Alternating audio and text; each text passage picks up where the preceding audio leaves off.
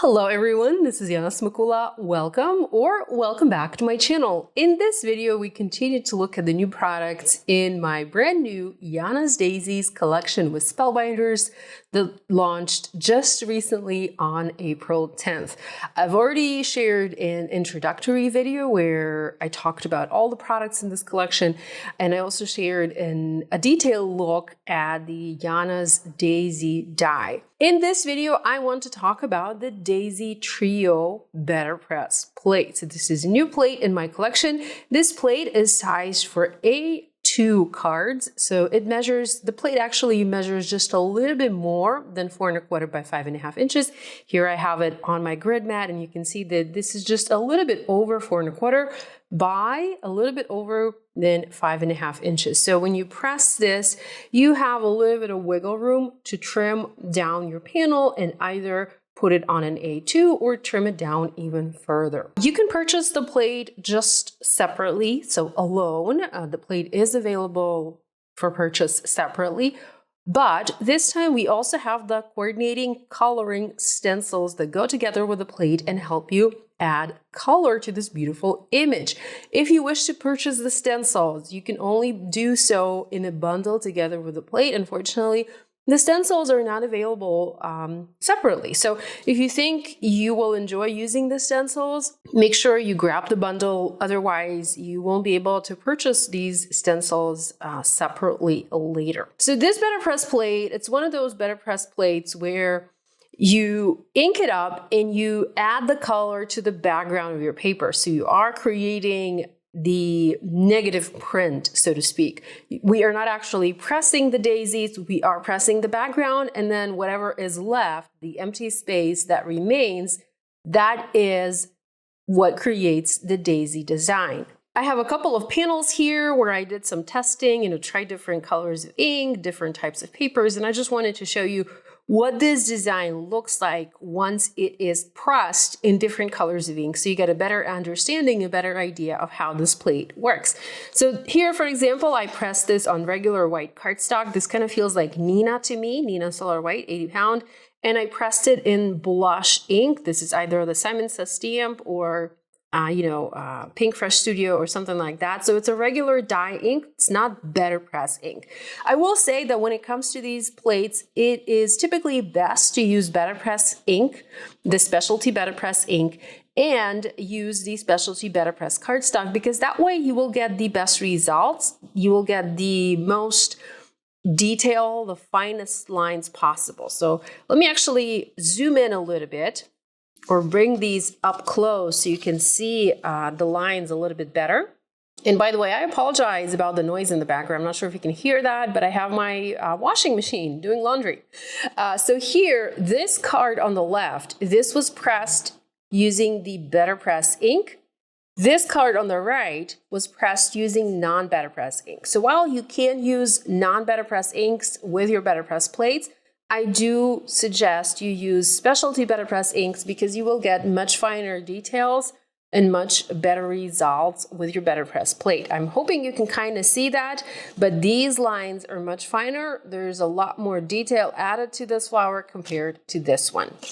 Okay, so here's one example. I also have another one pressed in Dusty Pink. Again, this is regular Nina Solar White cardstock. This was pressed, I think this was BetterPress ink. This one didn't really work out because I have some little mark from the washi tape that was holding the paper in place. But overall, it does look good. It's just that I have a little imperfection there in the center. But again, this was pressed with a BetterPress ink because you can see there is much finer detail here, but this was pressed on regular cardstock. By the way, speaking of the size of the cardstock when it comes to pressing with this plate, here, I first cut my paper to 4¼ by 5½ inches, and I pressed it. Here, the opposite. I had a much larger piece of paper, and I pressed it, and then I was planning to trim this panel down. In my experience, it is better to press this design on a larger sheet of paper and then trim it down. Because if you are using a larger sheet of paper, you have more room to tape your paper down. You can tape it in the corners, or on the sides. Versus if you're using a smaller piece of paper, a piece of paper that is sized just to the size of your plate, you have to hide the adhesive that holds the paper in place from the back. And with these plates, it kind of leaves that nasty mark there. So just something to keep in mind. This example also shows this BetterPress plate foiled. I used one of the satin foils from Spellbinders, and it looks very, very beautiful. So if you want to have that shimmery, shiny look in the background, you can definitely try foiling these. I will say that you absolutely must use specialty paper for foiling, just because this is such a solid design. You need to make sure that your foil really grabs onto the paper, onto the cardstock that you're using. And this was foiled on the Spellbinders specialty glimmer paper. Make sure you're using the right kind of paper when you are creating with this plate. Okay, let's go ahead then and look at these stencils. We have 4 stencils in this pack, and the stencils are they have markings in the corners to help you align the stencils on your paper.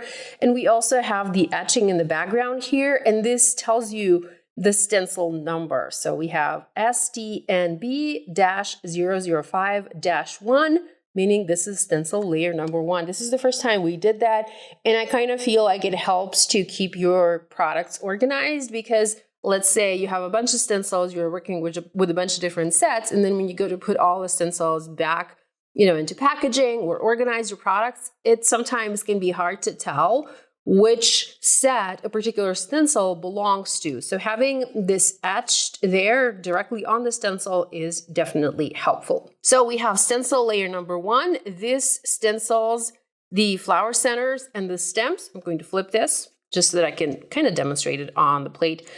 So you will stencil the flower centers. I would use yellow or black for this, depending on the kind of flower you're making, or maybe like brown or orange. And then you can mask the flower centers and stencil the stems. The next layer creates the petals, the next 2 layers actually. So we have 2 different stencil layers for the petals, just so we can ink blend petals individually and have a little bit of variation, a little bit of definition to the petals. So we have this layer that will blend. I'm trying to align it here. I'm not doing a very good job. Okay, here we go. So we have this layer that will blend half of the stencils or half of the petals. And then we have the next layer that will blend the other half of the petals. And you can have yourself a beautiful colored flower this way. Another layer, like I said, a brand new layer that we're introducing this go round, is a layer to create a shadow. This is a very cool layer. I love to add shadows to my cards. I always try to add a shadow using some sort of a creative way, either through a makeshift stencil or, like a negative die cut opening using a die. It doesn't always look perfect. It's not always the best. So this time when I was designing this daisy die, I thought it would be really cool to have a shadow layer. And what this does, I'm going to place it over the daisy. So it actually covers the daisy, right? It's not going to ink blend over any of the petals or any of the stems or any of the leaves, but it adds a beautiful open area around the daisies where you can add shading. Let's look at this card, for example, and this shows kind of shows this shadow layer the best. So we have the daisy, we have the blue background, and then we have the gray, which creates that shadow.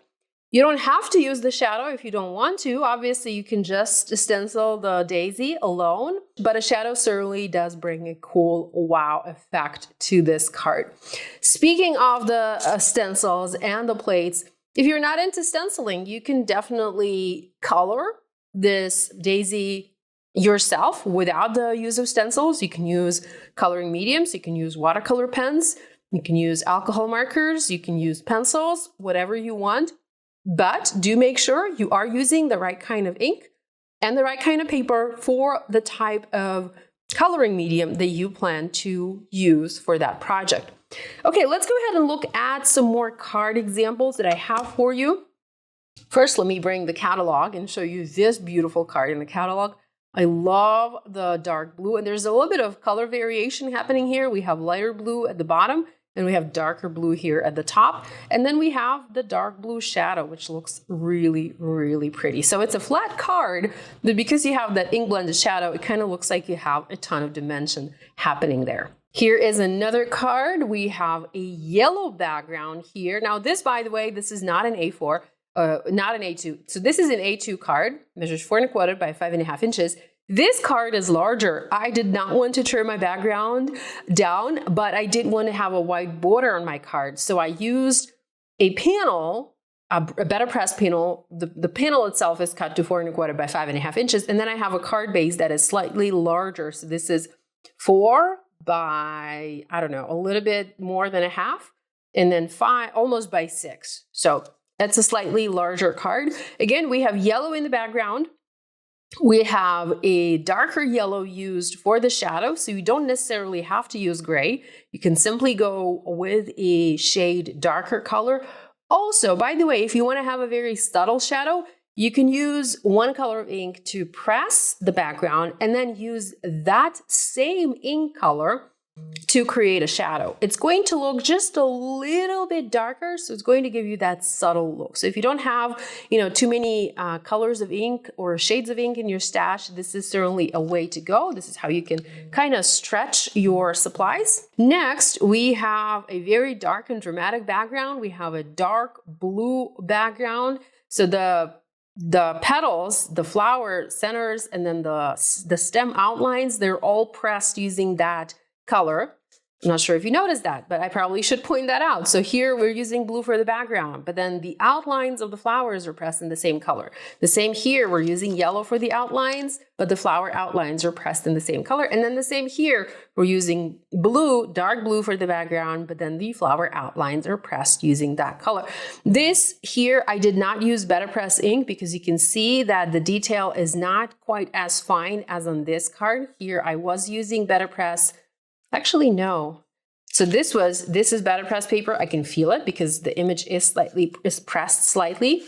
Here, I believe I was using, I'm not sure. I'll have to check my footage because I was filming all of or most of the cards, how I was making them. And I do plan to insert that footage here so you guys can see how this was made. So hopefully I have the colors and the brands of inks there on that footage. Here, I can tell you right away because I remember, I don't think this was BetterPress ink. I think this was like Simon Says stamp, dark blue or something like that.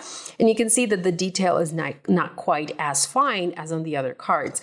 Nonetheless, the shadow here was created using dark gray, very dark gray, and it is actually barely visible here because the background is so dark.